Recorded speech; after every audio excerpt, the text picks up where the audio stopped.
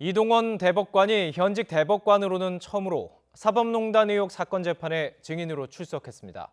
재판 거래 의혹이 불거진 옛 통합진보당 행정소송과 관련해서 법원행정처 측의 문건을 받은 것은 인정하면서도 부끄러움이 없는 판결이었다며 의혹을 일축했습니다. 이경국 기자의 보도입니다.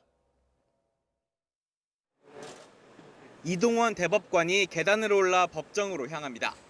사법농단 의혹 사건의 핵심 인물인 임종헌 전 법원행정처 차장의 재판에 증인으로 나온 겁니다. 현직 대법관으로는 사상 첫 증인 출석입니다. 국민의 한 사람으로서 성실하게 증언하기 위해서 오게 됐습니다. 모든 일이 정의롭게 공평하게 잘 판결될 것이라고 기대하고 있습니다.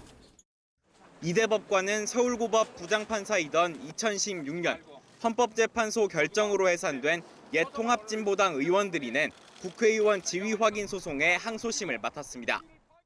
1심은 헌재의 결정을 다시 심리할 수 없다며 소송을 각하했지만 항소심은 의원직 상실에 대한 판단 권한이 법원에 있어 소송은 성립할 수 있다고 보고 원고 패소로 판결했습니다.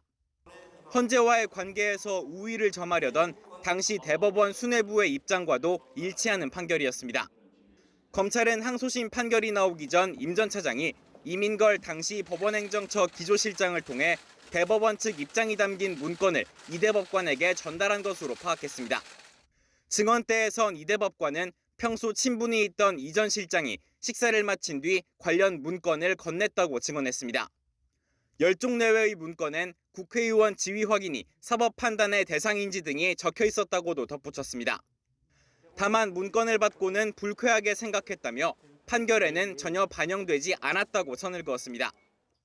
자신이 해당 문건을 읽었다는 점은 면목이 없다면서도 당시 판결에 대해 부끄러움이 없고 재판 거래가 아니라는 소신도 여전하다면서 개개의 사건에 대해 법원 행정처가 의견을 전달하는 것은 적절치 않다고 강조했습니다.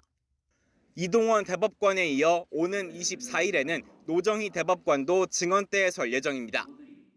지난 2018년 시작된 임 전 차장의 사법농단 사건 재판이 벌써 2년 가까이 이어지고 있는 가운데 1심 선고는 또다시 해를 넘길 것으로 보입니다. YTN 이경국입니다.